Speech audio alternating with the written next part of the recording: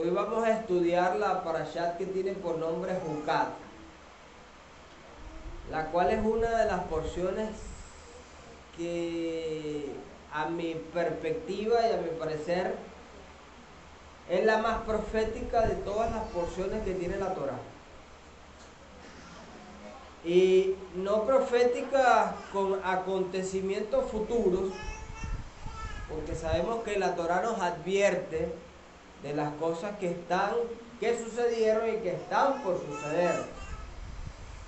Y cuando digo profética lo digo en el sentido de las profecías conectadas directamente con nuestro Santo Maestro Yeshua HaMashiach. Ya que Yeshua es ese Juk, ese misterio, como dice el salmista en el Tejilín 92, dice el Melech David en el Salmo 92, donde dice: el ignorante no lo puede comprender, ni el tonto podrá entender esto. ¿Por qué cito este texto? La Torá, como bien sabemos, comprende de 5 libros, que son los 5 libros de Moshe. Si a la Torá les juntamos los profetas menores, los profetas mayores, los salmos, los proverbios, tenemos allí en ese compendio de libros el Tanaj. Tanaj, que es el acróstico de Torá, Nehemín y Ketubín. Pero los 5 primeros libros de la Torá, que es la ley de Moisés, está compuesta por 613 mandamientos. ¿Sí o no? Eso lo hemos hablado bastante aquí. Y estoy repitiendo porque, como bien me enseñó un maestro, la base del aprendizaje es la repetición. La Torá tiene 613 mandamientos, los cuales son 248 mandamientos positivos, mandamientos directamente con una orden haz, hay que hacer, y 348 mandamientos de carácter negativo, mandamientos no harás. ¿Sí o no? Entonces, cuando sumamos estos dos montos nos da 613 mandamientos, que es lo que compone la ley de Moisés en su plenitud. Pero estos 613 mandamientos se dividen en dos clases. Están los tipos Mishpatim. La palabra Mishpatim viene de la raíz hebrea Mishpahá, que quiere decir familia. Y los mandamientos tipo Mishpatim son los que están ligados íntimamente con la relación al prójimo. O sea, no robarás, no matarás, no codiciarás. ¿Por qué? Porque están íntimamente ligados con el trato y la convivencia con el prójimo. Y están los mandamientos tipo Hud, que son los mandamientos que no tienen una comprensión lógica. En cambio, los mandamientos tipo Mishpat sí tienen una lógica y una razón de ser. Pero los mandamientos Hud no. Por ejemplo, el caso del Brit Milá. Hashem dio una orden que todo niño varón que nazca tiene que ser circuncidado al 8º día. ¿Por qué? No sabemos. El caso que encontramos aquí en la Torá, y es uno de los hug más grandes, uno de los grandes enigmas que tiene la Torá, el rey Salomón, el hombre más sabio en toda la tierra, y no una sabiduría que él mismo la obtuvo, sino que él estuvo en un encuentro con el Creador, y el Creador le dijo: pídeme lo que quieras. Y Salomón lo que pidió fue sabiduría. Por eso el rey Salomón es el hombre, es hoy en día, en pleno siglo XXI, el hombre más sabio en toda la tierra. Porque como él no ha existido otro que haya podido almacenar y comprender tantos enigmas de la Torá. Pero aún Salomón no pudo comprender lo que vamos a estudiar el día de hoy. Porque la Torá tiene por nombre Jucat. Y nos habla en principio de un proceso, de un ritual de purificación. ¿En qué consistía este ritual de purificación?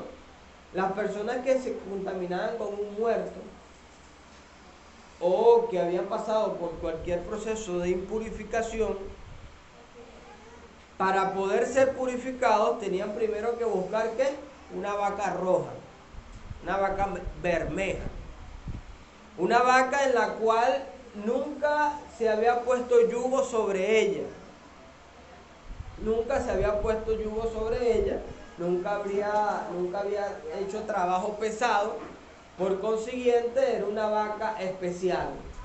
Esta vaca tenía que ser sacrificada y de ella y con una serie de elementos se hacía un brebaje.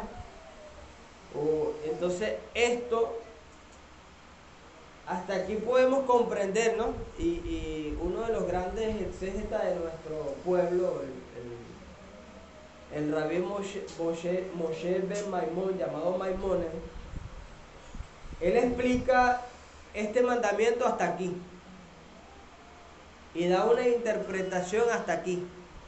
Maimónides nos enseña que así como la vaca es la comprensión lógica hasta este punto, en la Torá, en el libro de Maimónides dice que la vaca es la encargada de purificar al becerro. Una vez que la vaca da luz, ella lame al animal, lo lame y lo lame y lo va limpiando y lo va limpiando hasta que ella ya considera que el animal ha sido limpio y lo guarda y lo acurruca en su seno y empieza a amamantarlo. Entonces, una vez que los hijos de Israel salieron de Egipto, ya ha pasado cierto tiempo, cometieron un pecado tipo careo, un pecado de muerte, que fue ¿cuál pecado? El pecado del becerro de oro. Entonces, ¿quién es la madre del becerro? La vaca.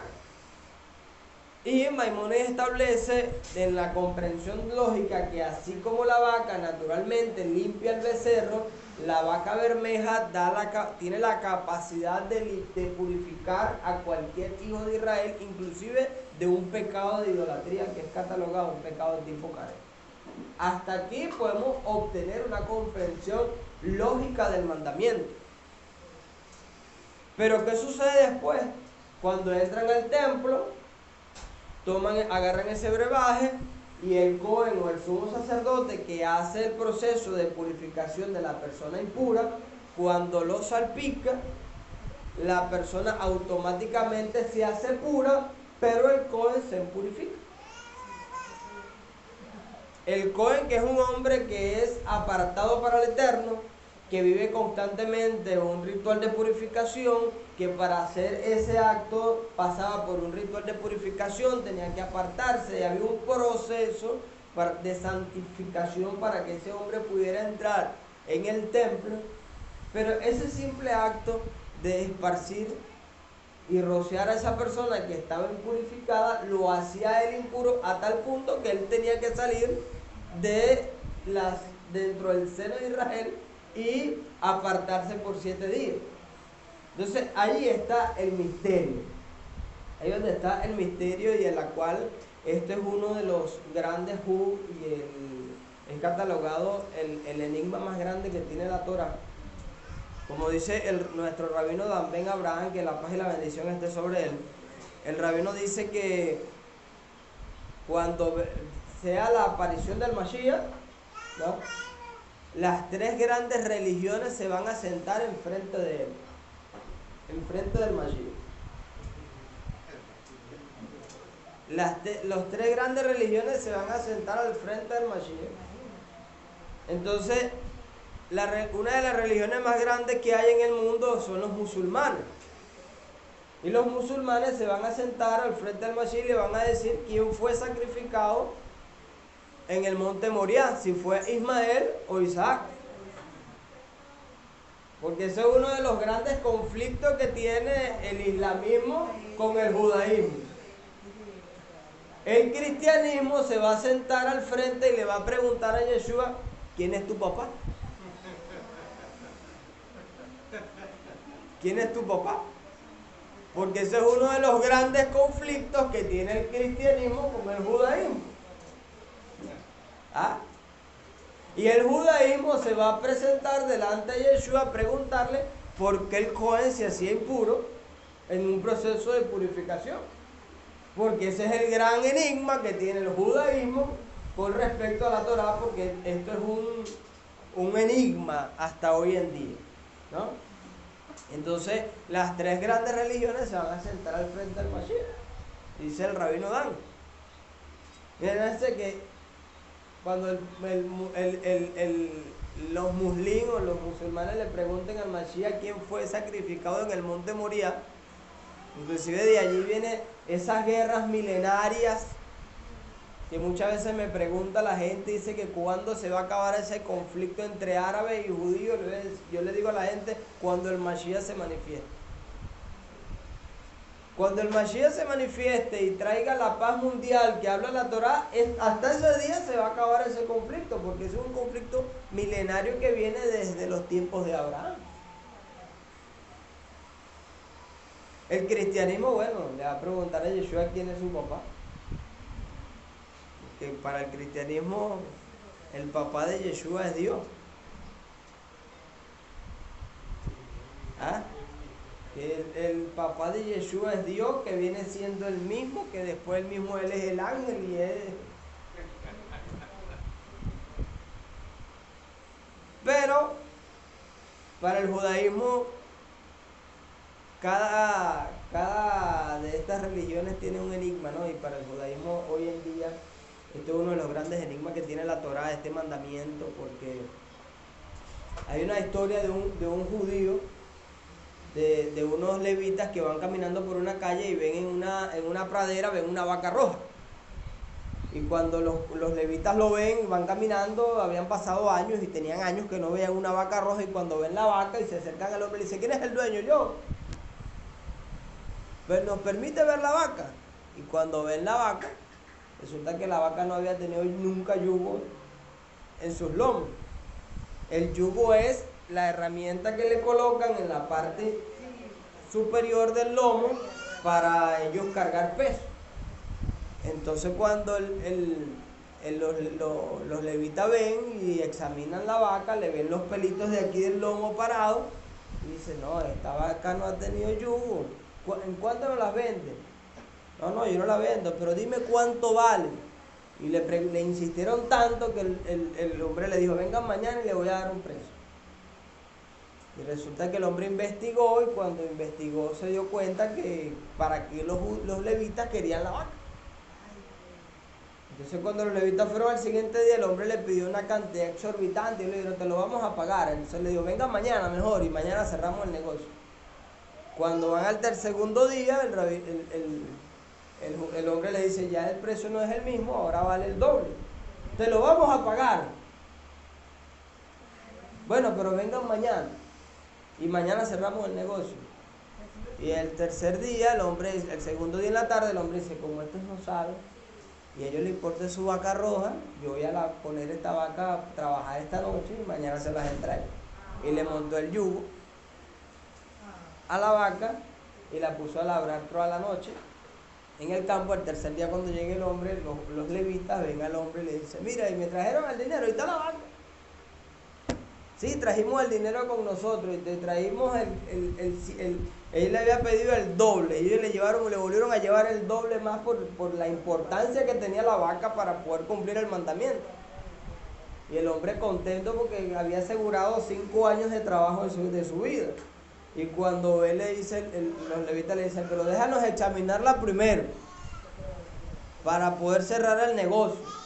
Y cuando vuelven a examinar la vaca, se dan cuenta que los vellitos de arriba están acostados, y le dicen, no, esta vaca tuvo un yugo arriba. Ya el negocio se va, no hay negocio. Entonces el hombre vivió arrepentido el resto de su vida, Y una de las cosas que nos enseña este Midrash es la avaricia del hombre, es la que trae, la que no permite muchas veces que otros puedan cumplir los mandamientos dados por el Creador. Entonces, una de las cosas importantes que esta porción de la Torá nos habla es eso, que para un hijo del Eterno, lo más importante es la fe. El concepto bíblico que nos da la Torá de la fe, que es la certeza de lo que se espera y la convicción de lo que no se ve. O sea, un enigma. O sea, un misterio. Porque muchas veces anhelamos algo, pero a nuestra comprensión es un misterio porque el Eterno no nos ha provisto de lo que nosotros anhelamos. Y le oramos al Creador en constantes ocasiones por eso que queremos recibir, pero no lo recibimos y a nuestra comprensión eso es un misterio. Pero dice el profeta Isaías,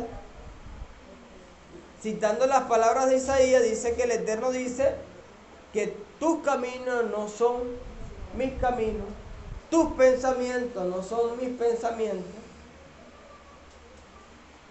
Y es algo que es incomprensible a la mente humana. Es incomprensible a la mente humana. A nosotros nos hablan de un mandamiento y nosotros primero nos frenamos y decimos, tengo que analizarlo para poder guardarlo. Porque eso es dentro de la naturaleza del hombre. El hombre no ejecuta si primero no analiza y procesa lo que va a ejecutar. Y muchas veces Hashem te dice, ejecuta, haz, y por nuestra naturaleza que le buscamos, como decía mi abuela Inés de bendita memoria, Inés decía que el hombre siempre le busca las 100 patas al gato. Y entre esas 100 patas al gato, en la 99 se cansa y no llega a las 100. Porque es la naturaleza del hombre. Hashem te dice, cumple, haz, obedece que yo obraré. ¿No? Y nosotros para poder obrar y para poder ejecutar tenemos que analizar. Mayormente se presentan oportunidades únicas en la vida dadas por el Creador y por uno analizar y pensar y no estar allí con ese oído sensible a la voz de Dios, perdemos la oportunidad en ese momento. ¿Por qué? Porque no hay una conexión, no hay una intimidad con nuestro Creador. Mira, esta porción de la Torá nos habla de no solamente de la vaca bermeja, sino nos habla del acontecimiento de la muerte de Miriam. De la muerte de Miriam. Que cuando Miriam, la hermana de Moshe, muere, cesó el agua. El agua que emanaba de una peña cesó y los hijos de Israel fueron y le reclamaron a Moshe nuevamente y le dijeron que por qué el Eterno lo había sacado de Egipto, ahora lo había traído al desierto para matarlos de sed. Como dice la Torá, por el mérito de Miriam, la roca brotaba agua. Estaba leyendo un post esta mañana que decía, con la piedra el hombre se tropieza. Con la piedra el hombre se tropieza.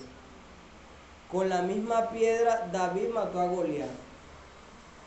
De la misma piedra brotó agua en el desierto. Con la misma piedra alguien puede matar a otra persona. Entonces, exactamente el post en sí quiere decir que el hombre es el que hace de la creación un uso incorrecto. Porque la misma piedra fue creada por el Creador, pero esa piedra tuvo en manos distintas y cada uno le dio un uso distinto. Entonces el hombre es el que hace el uso incorrecto de la creación, porque como bien sabemos en el libro de Génesis, ¿qué dice la Torá? Que todo lo que creó Hashem es bueno. Todo lo que creó Hashem es bueno. Y bueno, dice la Torá, y bueno en gran manera. Y bueno en gran manera. Pero el hombre es el que le da el uso incorrecto. Miriam muere. Los hijos de Israel se quejaron ante Moshe y Aarón. Moshe habló con el Eterno. ¿Y qué le dice el Eterno a Moisés? Háblale a la roca. ¿Qué hizo Moisés? Golpeó la roca. Y no fue que la golpeó una vez, sino que la golpeó 2 veces. Y fluyó agua de la roca. Ahora mi pregunta es, y ahí los hijos de Israel quedaron maravillados, ¿no? Y a través de este fue el acto hecho por Moisés que causó, esta fue la causa por la cual Moisés no entró a la tierra prometida. Esta fue la causa por la cual Moisés no entró a la tierra prometida, por haber golpeado la roca cuando el Eterno le dijo, háblale a la roca. Ahora, ¿qué diferencia hay para el Eterno? El que Moisés le haya hablado o la haya golpeado cuando el mismo Eterno era el que iba a hacer el milagro.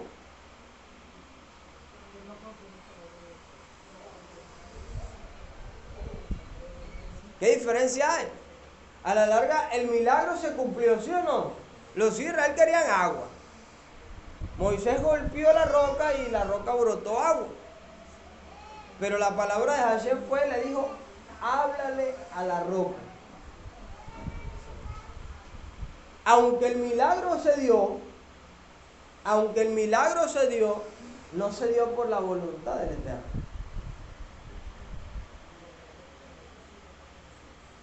No se dio por la voluntad del Eterno, porque Moshe no cumplió la voluntad del Creador. Y aquí nos encontramos con algo sumamente importante de la cual podemos aprender algo.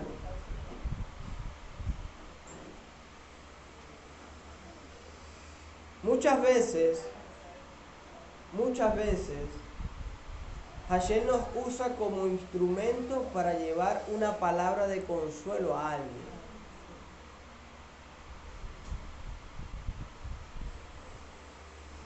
Y nos inquieta, y no nos deja dormir para llevar una palabra de consuelo a alguien. Y nosotros en nuestra propia naturaleza nos oponemos a eso. Y viene el gran enigma del ser humano y empezamos a dudar, ¿será de Dios lo que yo tengo que hacer? ¿Será de Dios que yo tengo que llevar esta palabra? ¿Será de Dios que yo tengo que hacer esto? Y resulta que el Eterno tiene días inquietándote. Habla. Y resulta que cuando tenemos a la persona enfrente, en vez de darle una palabra que traiga consuelo a esa vida, tiramos una piedra. Golpeamos una roca. El agua dentro del contexto bíblico representa la pureza, representa la Torá, representa la vida. Representa la vida. El agua representa la palabra. Pero hay palabras que generan paz y hay palabras que dañan. Hay palabras que dañan. Por más verdad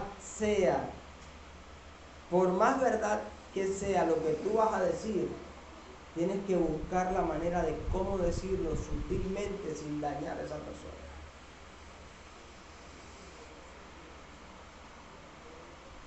Porque muchas veces en nuestro conocimiento y en nuestro raciocinio sabemos que es verdad. Y yo sé que eso es verdad, y voy a pelear por la verdad, pero resulta que muchas veces lo que hago es dañar a esa persona. ¿Usted no ha escuchado el texto muy bíblico, muy dicho dentro del contexto bíblico, que dice airados pero no pequéis? O sea, nos podemos airar, pero no llegar al extremo de pecar, que fue lo que pasó con Moshe. Moshe se airó con el pueblo, porque como vemos en la Torá, ya esta no era la primera vez que el pueblo se quejaba ante Moisés. Y a diferencia de las ocasiones anteriores, Moisés se inclinaba rostro a tierra y oraba al Eterno. En esta ocasión no. Moisés se airó en contra del pueblo y eso fue lo que lo llevó a golpear la roca.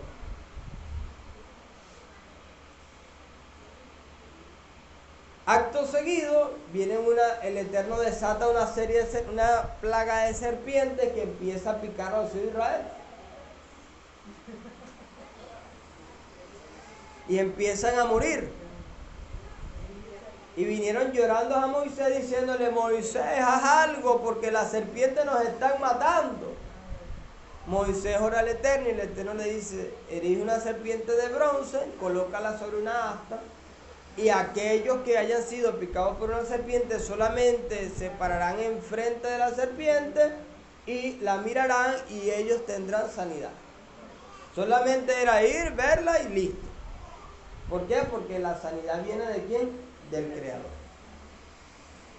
La sanidad viene del Creador. Pero, otra vez el pero. Cuando yo hablo de este tema siempre cito un texto del libro de Judas,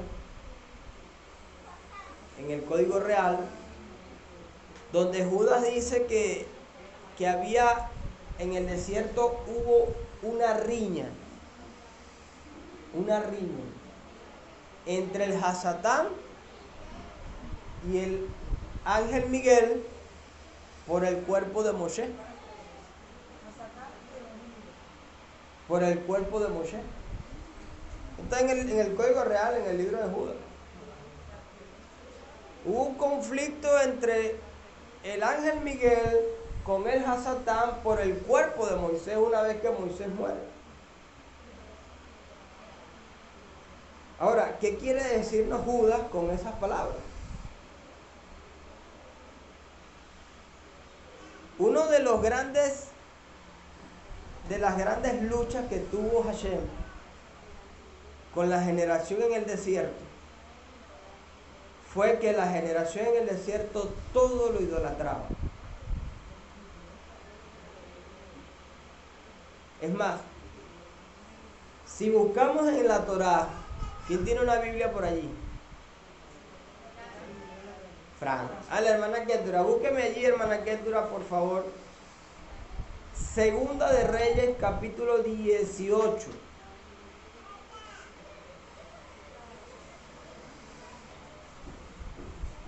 Vean, estamos en el desierto ahorita, ¿no?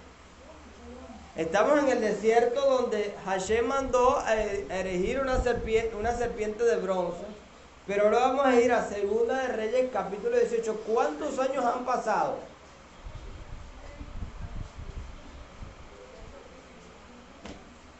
Capítulo 18, versículo 3 en adelante, porque el capítulo 18 nos habla del gobierno de los reyes, específicamente el gobierno del rey Zacarías.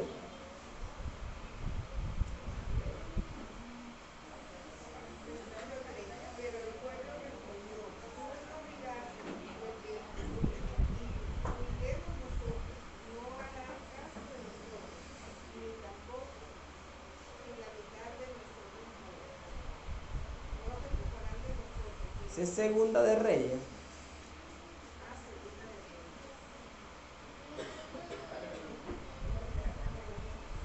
Segunda de Reyes 18. Léelo del capítulo, del primer versículo. En el tercer año de Oseas, hijo de hijo de Acab, rey de Judá. Cuando comenzó a reinar era de 25 años y reinó en Jerusalén 29 años. El nombre de su madre fue Abí, hijo de Zacarías. Hizo lo recto ante los ojos del Eterno. ¿Hizo qué? Lo recto. Lo recto delante de los ojos del Eterno. Ajá. Conforme a todas las cosas que había hecho David su padre. Él quitó todos los lugares altos y quebró las imágenes y cortó los símbolos de acera. E hizo pedazos la serpiente de bronce que había hecho Moisés, porque hasta este entonces le quemaban incienso los hijos de Israel, y la llamó Neután. ¿Cuánto tiempo ha pasado desde el desierto hasta Segunda de Reyes? ¿Cuánto tiempo pasó? Muchísimos años. ¿Y qué hizo los hijos de Israel con la serpiente? Crearon un ídolo y le quemaban inciensos a ese ídolo, ¿verdad? Y este rey la destruyó. Vemos que fue elegida en el desierto y fue destruida en Segunda de Reyes, de la mano del rey Zacarías, que hizo lo recto delante de los ojos del Eterno. ¿Sí o no? O sea, pasaron muchos años hasta que esta serpiente fue destruida por un hombre que decidió hacer lo bueno delante de Dios. O sea, que los hombres que estuvieron antes no hacían lo bueno. Cuando leemos la historia de los reyes, siempre había un rey que se levantaba, duraba unos días, hacía lo bueno y después se desviaba. Igual que en el libro de las crónicas. El libro de los jueces. Se levantaba un juez, duraba un ratico haciendo lo bueno, se desviaba y venía la tragedia sobre el pueblo de Israel. Pero el punto es que los hijos de Israel siempre terminaron idolatrando algo. Y allí la importancia de la palabra de Judá cuando dice que el ángel Miguel luchaba con el Hasatán por el cuerpo de Moisés. Si analizamos el punto de vista de que no quiere decir Judá, porque lo que Judá nos está citando allí es una alegoría, es un midrash. Y ese midrash nos lleva, y si lo interpretamos según lo que estamos hablando, el Hasatán, el adversario de la generación en el desierto, siempre fue la idolatría. A tal punto que vemos aquí en esta porción de la Torá que Miriam fue enterrada en un sitio, ¿sí o no? En esta misma porción muere Aarón. Y Aarón fue enterrado en un sitio y el sucesor es el hijo Eleazar. Pero Moshe cuando muere, Hashem es el único que sabe dónde está.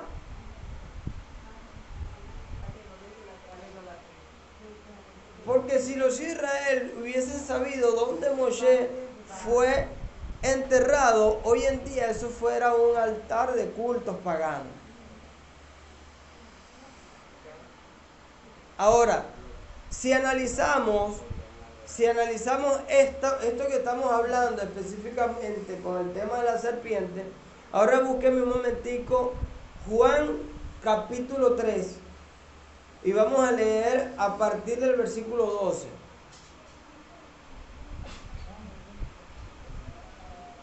Y vamos a analizar la palabra de Yeshua.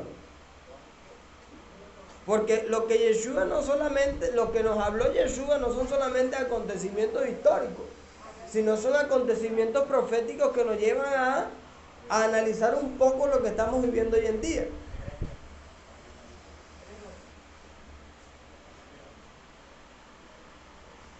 ¿Lo tienes ahí? Léalo pues.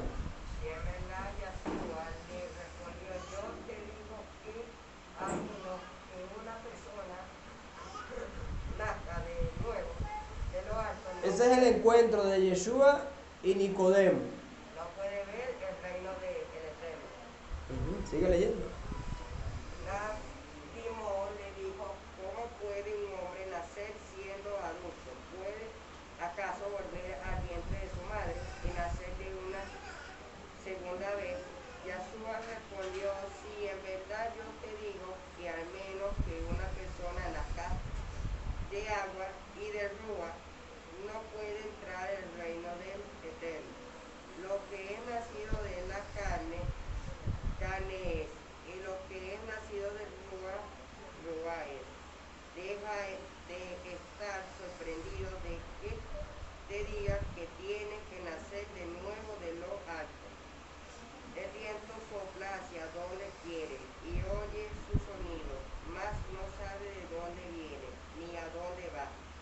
Así es como sucede con todo lo que ha nacido de Dios. Nadimo respondió, ¿cómo puede esto suceder? Yahshua le contestó, tú tienes el nombramiento de ser maestro de Israel y no sabes esto. Si en verdad te digo que de lo que hablamos conocemos y de lo que testificamos hemos visto, pero ustedes no aceptan nuestra evidencia. Si ustedes no me creen cuando les cuento de las cosas del mundo, ¿cómo me creerán de las cosas del cielo? Nadie ha subido al cielo, solo Él que ha descendido del cielo, el Ben Adán. Así como Moshe levantó la serpiente en el desierto, así tiene que ser levantado el Ben Adán. Vean esas palabras que están allí, dichas por Yeshua. Dice, así como la serpiente fue elegida por Moshe en el desierto, de la misma manera tiene que ser elegido el Ben Adán. O sea, Yeshua le está diciendo esas palabras no a cualquiera. Yeshua le está diciendo esas palabras a un maestro de Torah como Nicodemo, un rabino con autoridad, que cuando se enteró de lo que estaba haciendo Yeshua, fue a Yeshua y lo confrontó de una manera que Yeshua le da una enseñanza del nuevo nacimiento, como lo acaba de leer él aquí, dice, para nacer de nuevo necesitamos nacer de agua y del Espíritu. Entonces dice Yeshua que así como la serpiente fue elegida por Moshe, de la misma manera tiene que ser levantado el Hijo del Hombre. O sea, ¿qué nos está diciendo Yeshua aquí? Y si seguimos leyendo, caemos en el texto de Juan 3:16, que a muchos no lo sabemos, que dice que de tal manera amó Dios al mundo, que dio su Hijo unigénito para que todo aquel que en Él crea, no se pierda, mas tenga vida eterna. Para que todo aquel que en Él crea. O sea, hay un artículo definido allí que está intrínsecamente ligado a Yeshua. Que en Él crea. Creer en Yeshua es creer en las palabras de Yeshua y en los hechos de Yeshua. ¿Entiendes? Desde un punto de vista hebreo, tal como Yeshua se lo está explicando a Nicodemo, que era un rabino de la época. Cuando interpretamos este texto con una mentalidad occidental, terminamos realizando el acto que hoy en día se hace en todas las comunidades cristianas y que hizo los hijos de Israel en el desierto con la serpiente de bronce. ¿Qué hicieron la generación del desierto con la serpiente de bronce? Según leímos en el libro de Segunda de Reyes, terminaron haciendo de la serpiente un ídolo. ¿Por qué? Porque desviaron su mirada del Creador que mandó a hacer la serpiente para que solamente con verla te iba a dar sanidad, y ellos creyeron que la sanidad venía de la serpiente y no del Creador, que es lo mismo que pasa hoy en día con Yeshua. La gente cree que por creer en Yeshua ya son salvos y no tienen que creer en Dios, no tienen que orarle a Dios porque ya Yeshua es Dios, tal como en Segunda de Zacarías, en Segunda de Reyes sucedió, que le levantaban incensarios a la serpiente. ¿Ven por qué les digo que esta porción de la Torah es sumamente profética? Dice Rab Shaul que la roca que seguía a los hijos de Israel en el desierto era ¿quién? El Mashiach. Escuchen bien, el Mashiach, no Yeshua. El Mashiach, no Yeshua.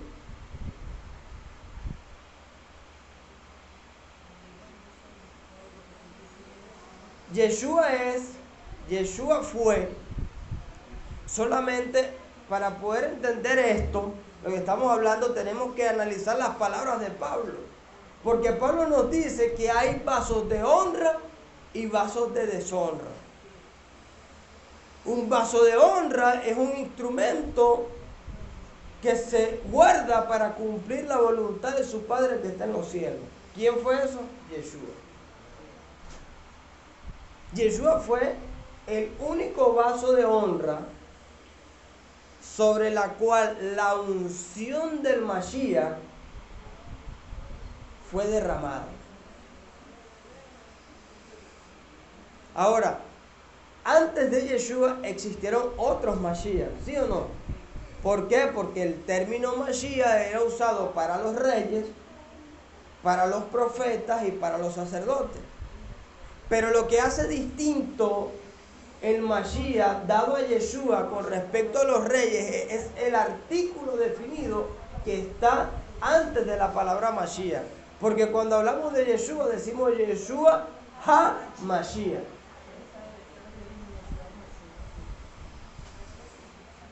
Ese artículo definido ha-Mashiach es lo que hace distinto al Mashiach derramado sobre Yeshua.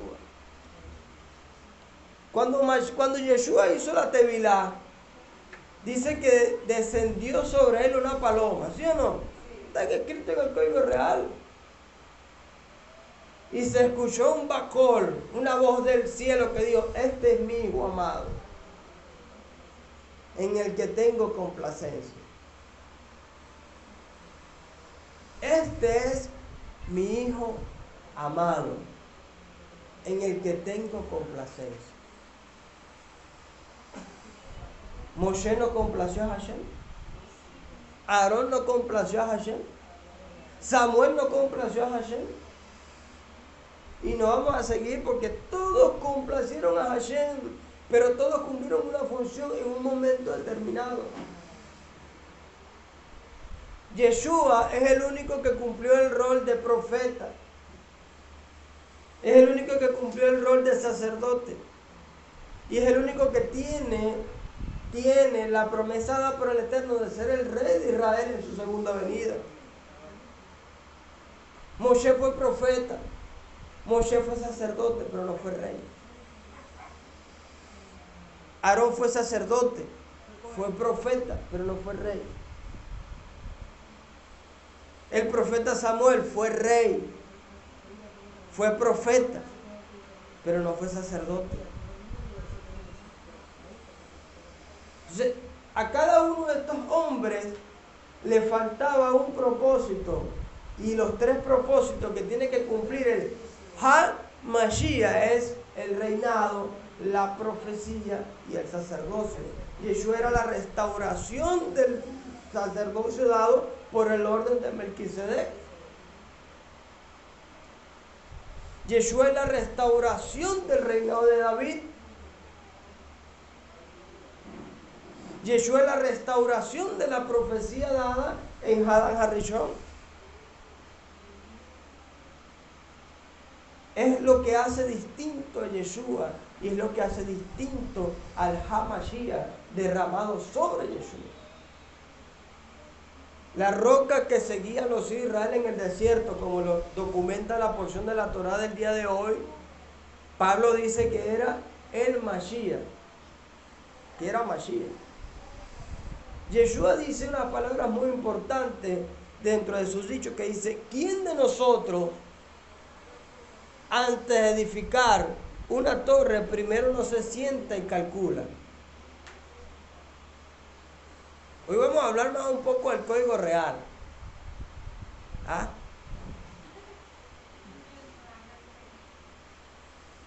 No es que no hablemos del Código Real. Porque si analizamos el Código Real, el 75% del Código Real son citas directas de la Torá. Por eso Yeshua dijo: si conocéis la Torá, me conocéis a mí, porque Moshe habló de mí. ¿Sí o no? Pero hay profecías que están, como dice, a flor de piel y están aquí en esta porción de la Torá Jucá.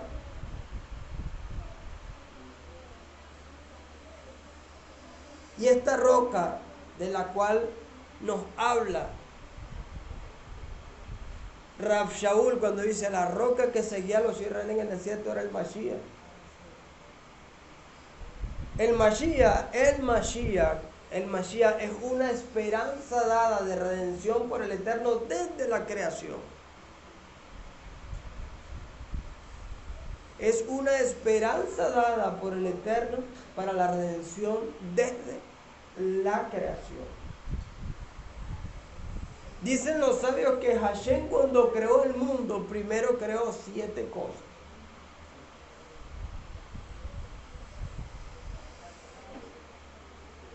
Para crear el mundo, Hashem creó 7 cosas primarias. Número 1, la Torá. Número 1, la Torá, porque la Torá sustenta toda la demás. Número 2, el Kiseh HaKavod, el trono de gloria. Número 3, el Gan Eden. Número 4, el Geinón. Número 5, el Shabbat. El sexto, que me falta el sexto. El séptimo es el nombre del Mashiach. El séptimo es el nombre del Mashiach y no, no es el menos importante. Mire, lo que esta porción de la Torá viene a ser cuando analizamos esta porción de la Torá, se resume en una sola palabra hebrea. ¿Sabe cuál es? Tikkun. Rectificación. Esta porción profética viene a rectificar el pensamiento malo que teníamos de Yeshua. El pensamiento pagano de Yeshua.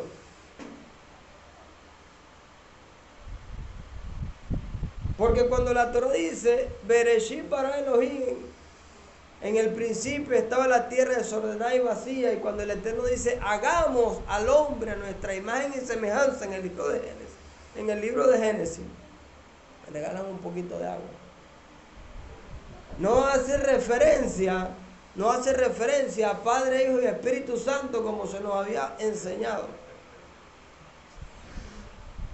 Porque el hagamos que está ahí ciertamente es una palabra plural, pero no hace referencia a la Trinidad.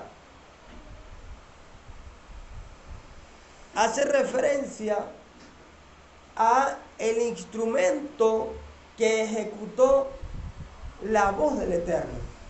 El Eterno creó las cosas ¿con qué? Con su palabra. ¿Sí o no? Todo fue creado en 7 días por medio de ¿qué? Por medio de la palabra del Eterno. Pero hay un ejecutor que se encarga de ejecutar la palabra del Eterno. ¿Cómo podemos entender esto? Moshe y Hashem. ¿Qué le dijo Hashem a Moshe?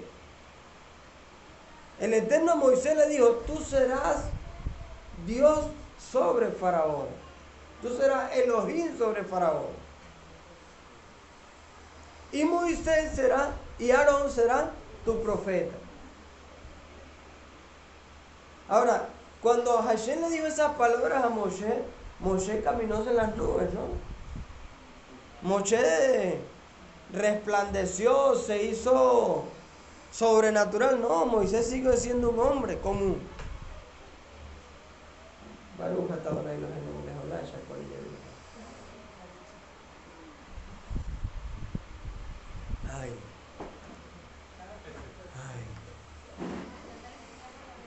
Es que entre el rezo y la enseñanza no tomé agua. Moisés se hizo Dios desde el punto de vista occidental, ¿no? Moisés solamente fue un instrumento dado para cumplir la voluntad del Creador. El Eterno, Moisés le oraba al Eterno y el Eterno le decía, voy a mandar la plaga tal, y Moisés solamente ejecutaba. Y el concepto del Mashiach está desde la creación de la tierra. Pero cuando le digo Mashiach estuvo activamente en la creación, es el Mashiach, no Yeshua. No Yeshua. Yeshua fue un concepto, Yeshua fue el instrumento. Vean esto. Y grábense esto porque caí en un tema de lo que ni remotamente iba a enseñar. Pero el Eterno tiene todo bajo control. Y estoy diciendo cosas que nunca había dicho. Grábense esto, miren. Yeshua es el instrumento para esa esperanza dada desde la creación para la redención sea ejecutada. Yeshua es el instrumento para que esa esperanza dada desde la creación de redención sea ejecutada.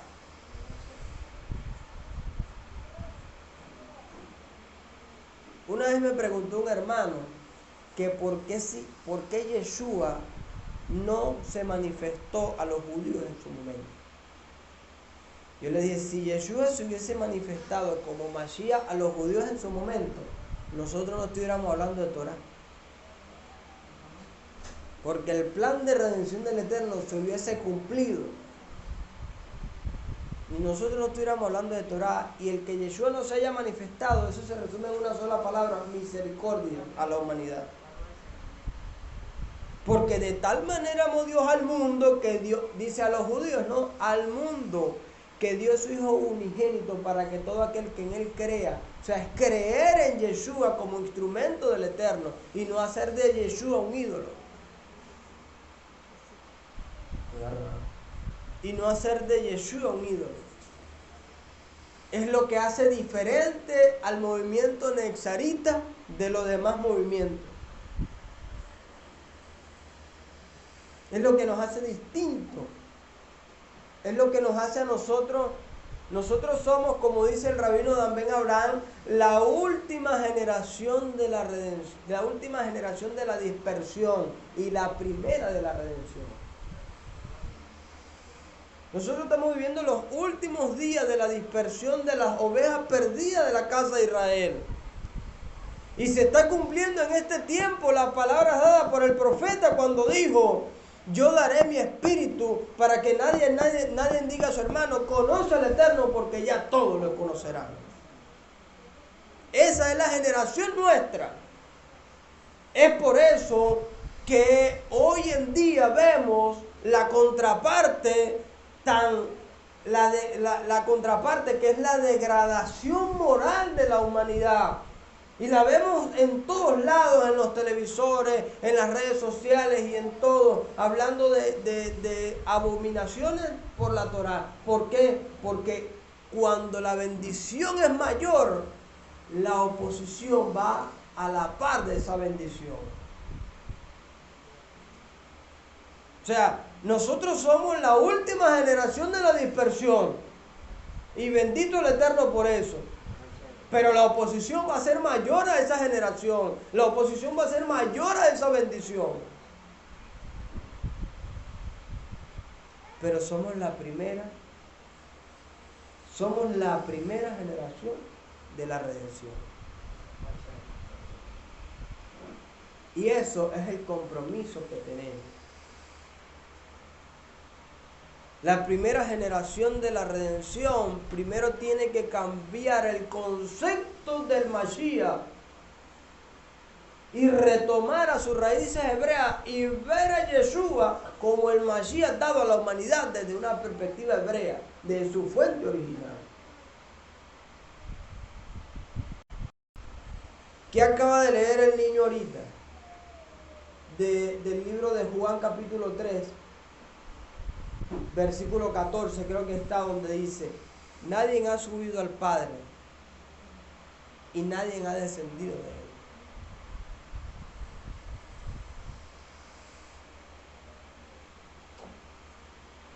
Él. Yeshua es el instrumento dado por el Eterno para que la unción del Mashiach se derrame. En Yeshua no hubo pecado. Todos los demás, toda la humanidad nace con la concepción del pecado original, por decirlo de alguna manera. El pecado original que se nos habla en la vieja escuela es la mala inclinación. Y Yeshua nació con eso. Por eso el profeta Isaías dice: el niño comerá mantequilla y miel hasta que sepa retener lo bueno y desechar lo malo.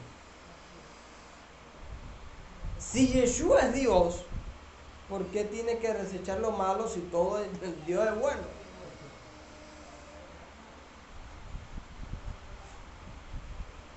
Y es rectificar, tikkun, la rectificación del concepto del Mashiach original, del concepto del Mashiach desde la creación, como les dije. Y grábense esto: el Mashiach es la esperanza de la redención dada desde la creación. El Mashiach, no Yeshua. Yeshua es el instrumento para que ese concepto de esperanza se manifieste en la redención.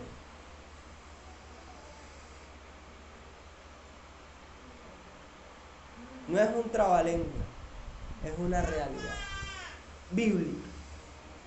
Y eso tenemos que grabarlo. Esas son herramientas que nos ayudan a defender la mesianidad de nuestro justo Mashiach. Una vez el Morea Miel, y siempre se lo he dicho, el Morea Miel de bendita memoria me dijo: para mí está prohibido que un discípulo crea en Yeshua. Y yo me sorprendí. Y me dijo: porque no es solamente creer en Yeshua, sino defender la mesianidad de Yeshua. Y eso es defender, como dice la Torá, las buenas nuevas de salvación. Porque nuestra lucha actual como judíos nexaristas no está tanto con el goyim, por decirlo de alguna manera, usando el concepto bueno de goyim. Goyim es las naciones, un gentil. O sea, usted tiene que aprender algo. Apréndase esta máxima de la Torá. Desde que usted cree en Yeshua, usted deja de ser gentil. Usted no es gentil.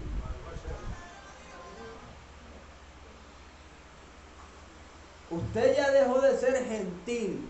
Y usted es parte del pueblo de Israel, injertado en contra de la naturaleza. En el olivo natural. Ya usted dejó de ser gentil hace muchos años, desde que usted aceptó a Yeshua como el Mashiach de Israel. Yo no he escuchado a gente que es cristiana y dice: no, nosotros los gentiles, ¿por qué tú dices que eres gentil?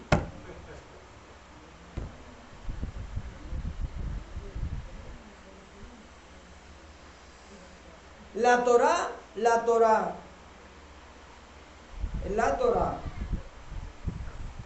nos dice esta máxima. Nosotros cuando creemos en Yeshua dejamos de ser gentiles y pasamos a ser parte del pueblo de Israel.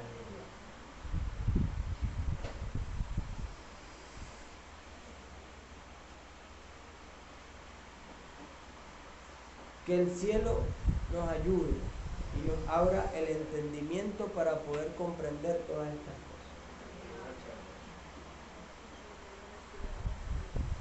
cosas. Shabbat Shalom.